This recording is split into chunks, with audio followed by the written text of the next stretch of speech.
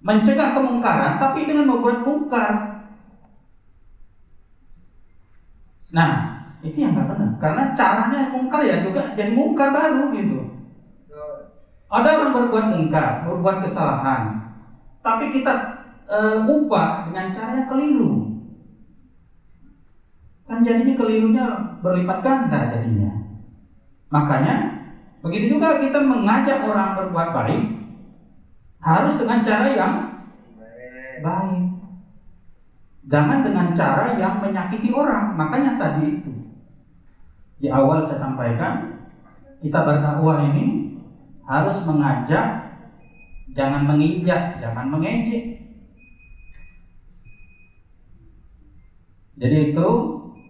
Jadi kita perlu di sini tadi dengan cara yang ma'ruf, mencegah dari yang mungkar dengan cara yang ma'ruf juga, sehingga tujuan dakwah kita itu tercapai.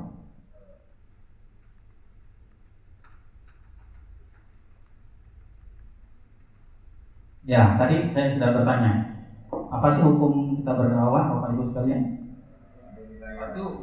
Ya, yang pasti fardu. Makanya agama Islam itu disebut dengan agama dakwah. Agama Nasrani itu disebut dengan agama misionaris. Karena kita mengenal ada misi, ada sending.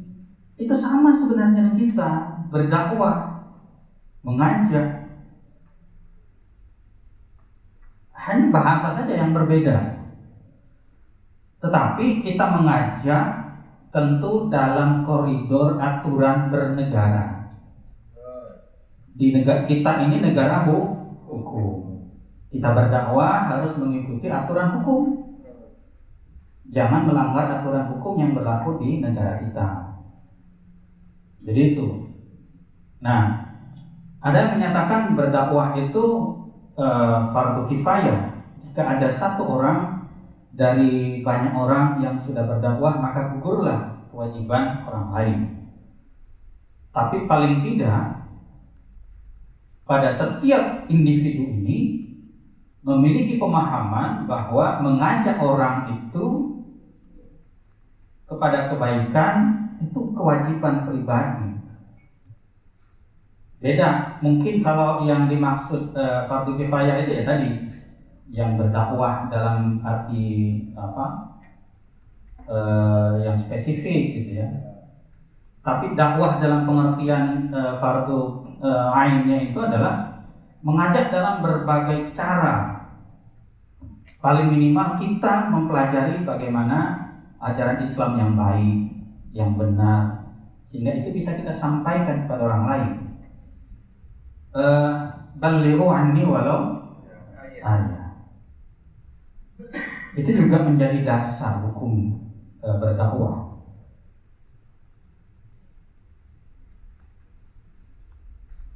Nah, ini tadi yang saya tanya komponen dakwah.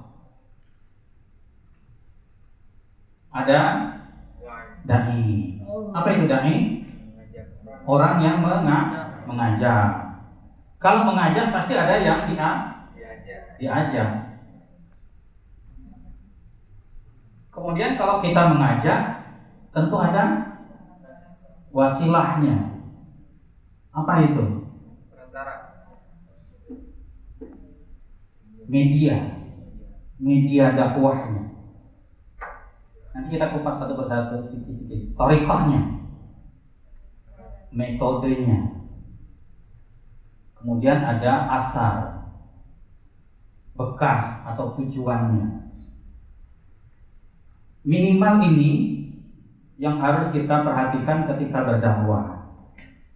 Jadi kalau disebut ini adalah unsur atau komponen berdakwah, maka dalam setiap dakwah itu ada 5 hal ini.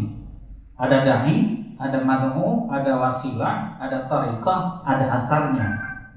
Ada orang yang menyerunya, ada yang diseru, ada media yang digunakan, ada cara, metode yang dipakai, ada asar, dampak yang diharapkan. Apa itu? Perubahan perilaku. Nah, dai,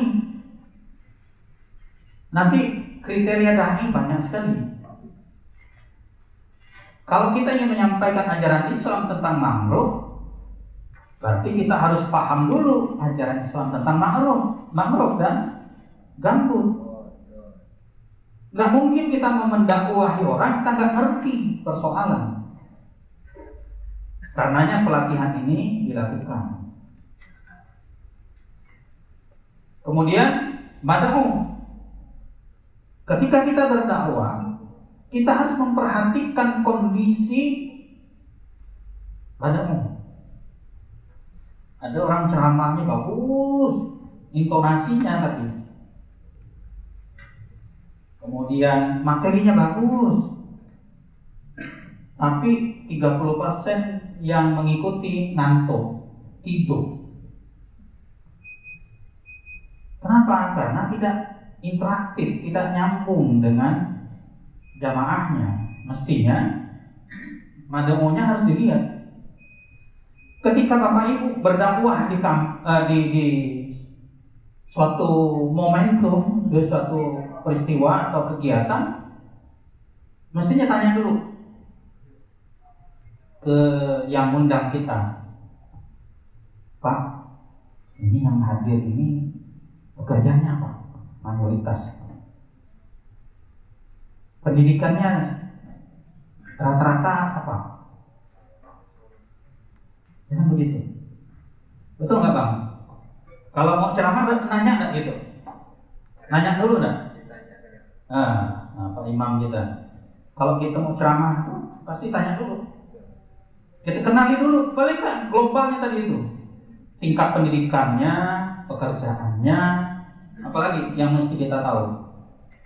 Kondisi sosialnya. Iya, kondisi sosialnya, pekerjaannya atau ya mungkin penghasilannya rata-rata berapa, atau nggak usah terlalu kira-kira orang ekonomi kelas bawah, menengah atau atas.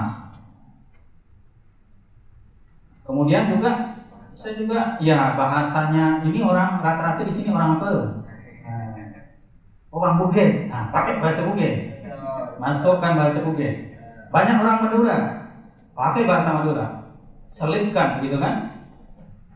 Supaya apa? Dakwah kita mencapai target, ada sasaran inginnya tercapai. Nah, sering juga orang mengabaikan lingkungan sekitar. Kita ceramah di masjid, tapi di sekeliling masjid itu ada non-muslim. Itu harus dipahami juga. Ketika kita menyampaikan sesuatu yang kita duga akan berakibat kurang baik ketika didengar oleh orang-orang non-muslim, minimal begini caranya. Ya kan? Supaya suaranya tidak keluar dari masjidnya. Nah itu harus kita pahami juga. Jangan ceramah nggak peduli, pokoknya hantam ya kata orang Bodia. Bantai-bantai ya kata orang yang kasarnya, kan? Nggak lihat lagi di sekeliling itu ada orang yang lagi sakit kah atau apa. Jadi ketika kita ceramah, lihat dulu mad'unya, lingkungan mad'unya gimana, mad'unya sendiri seperti apa, wasilah media yang kita gunakan. Nah, dakwah itu tidak hanya sekedar ceramah sebenarnya, tidak sekedar pidato. Banyak sekali media yang bisa kita gunakan. Di YIN itu, nah abang tadi ini, Bang Sulaiman ya tadi ya. Kan ada KPI gitu ya. Ada komunikasi penyiaran Islam. Berdakwah lewat media. Ada yang jadi wartawan, ada yang jadi kameramen, ada yang jadi fotografer, ada yang menjadi produser film dan sebagainya. Itu KPI, komunikasi penyiaran Islam. Nah, Bang Sulaiman ini BKI, bimbingan Muslim Islam. Bagaimana mengkonseling orang secara individual maupun bimbingan kelompok. Termasuk di dalamnya bagaimana ceramah, dakwah, tabligh Jadi dakwah melalui media-media itu juga banyak bisa kita gunakan. Kalau Bapak Ibu di sini tidak punya kemampuan untuk di podium, gunakan media lain. Medsos sekarang bisa digunakan untuk berdakwah. Kita berharap nanti bisa ada yang membuat konten-konten kreatif, apakah dalam bentuk video pendek, di-upload di YouTube dan sebagainya. Sekarang TikTok pun dijadikan harus kita pakai untuk media dakwah kita. Jangan anak-anak saja, anak-anak muda yang TikToknya gitu kan. Oh, kita harus ke TikTok juga. Tapi isinya dakwah. Nah, pelatihan kita ini belum sampai ke sana ya. Tapi saya berharap nanti kita bisa mengembangkan kreativitas kita, harus masuk merambah pada media-media itu. Meskipun nanti memang masyarakat kita yang di gambut dengan mangrove ini masih masyarakat yang belum terlalu familiar dengan media sosial. Tetapi untuk mengubah opini, mengubah dan apakah 6 jenis ya perkataan ini ada pengkhususan kepada kalau orang yang keras harus begini. Tadi sebagian ada seperti itu. Jadi kalau orang-orang yang memang bandelnya minta ampun ya tadi pakai kaulan lain. Kalau orang yang lebih tua kaulan karimah. Kalau orang-orang yang iya, ada, tetapi intinya semua kaulan 6 bentuk kaulan ini secara umum kita pakai kepada siapa saja. Jadi meskipun orang yang kita hadapi itu orangnya keras, apa juga kita harus menggunakan kata-kata kasar. Ya, apakah dengan kata-kata kasar orang akan berubah?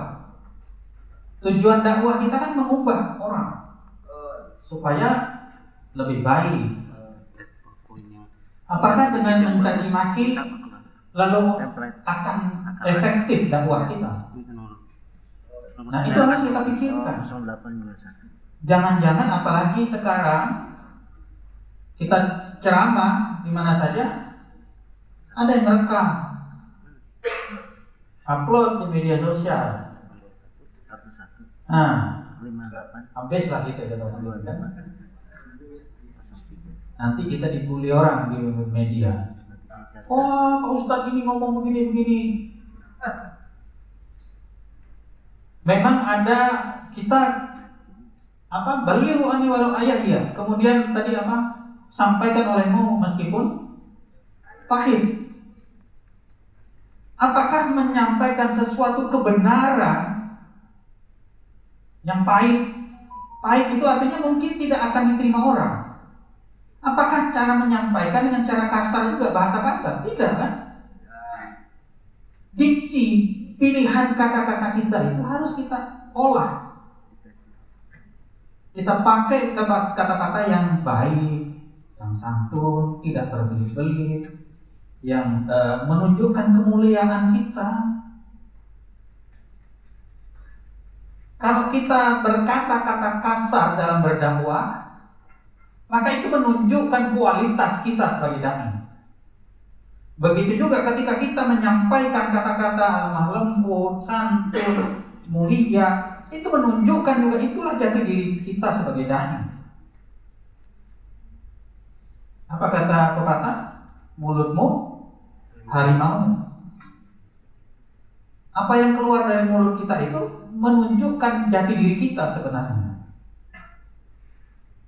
Nah, jadi tidak mesti mengubah sesuatu itu dengan kata-kata kasar, dengan kata-kata caci maki, tidak.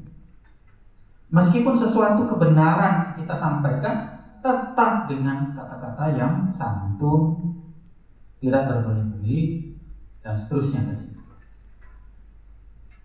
Ya, mengubah dengan tangan. Apakah di situ ada kandungan makna dengan cara-cara yang mungkar? Tidak. Tetap meskipun dengan kekuasaan, dengan tangan itu jangan diartikan dengan adu tangan, adu jotos, enggak. Tapi dengan kekuasaan yang kita miliki. Kemudian dengan mulut. Ya, tetap tadi saya katakan bil ma'ruf. Tadi kalau kata-kata ya tadi 6 kata-kata itu.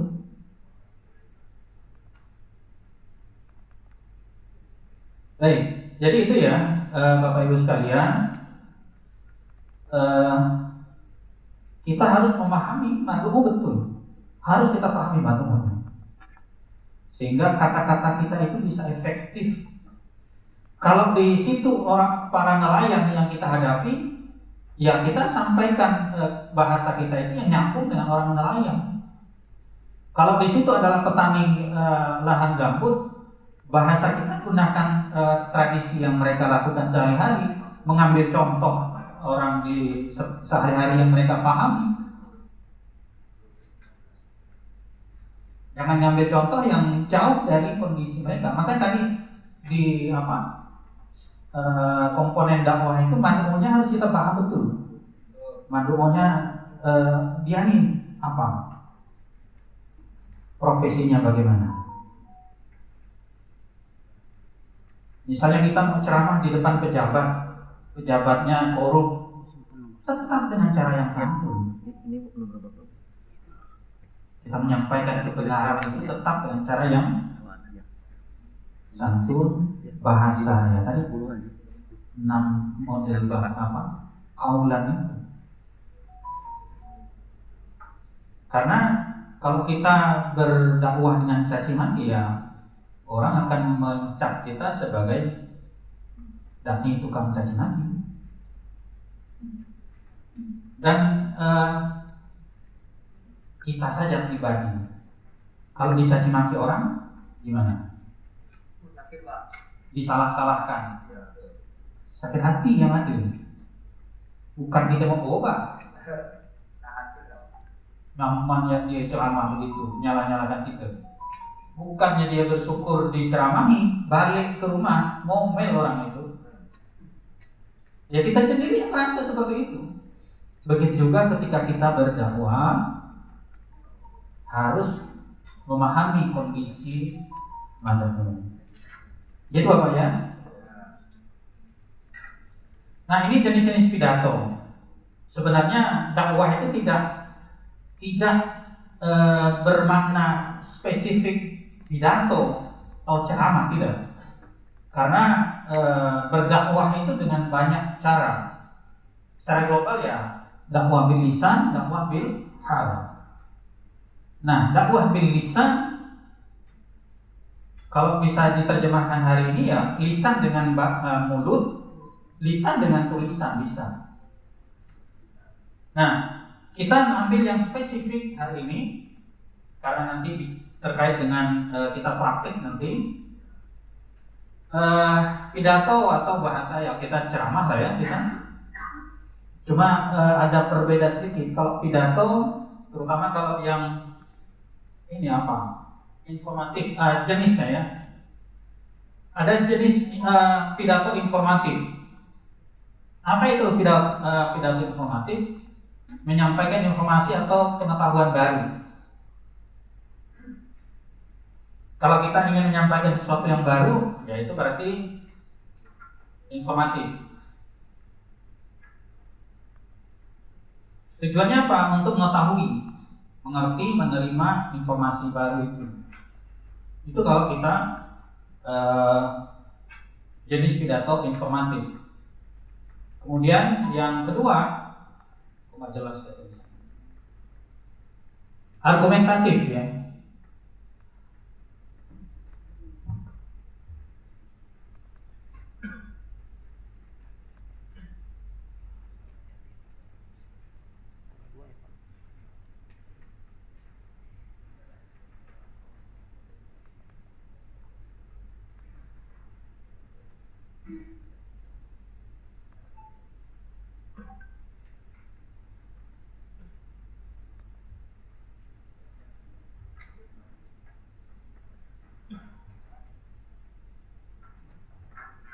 Ya, pidato yang pertama jenisnya adalah informatif, yaitu pidato yang isinya menyampaikan hal-hal baru, informasi-informasi baru.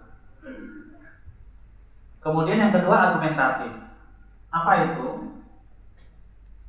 Yaitu pidato yang mengandung argumentasi, dalil, alasan, data yang atau didukung dengan data, atau bisa juga untuk menolak pernyataan atau opini, pendapat, keyakinan tertentu, tapi didukung dengan argumen. Misalnya kita ingin membantah bahwa membakar lahan itu satu-satunya cara untuk bertani. Nah, kita sampaikan data bahwa ada petani yang sukses tanpa membakar lahan.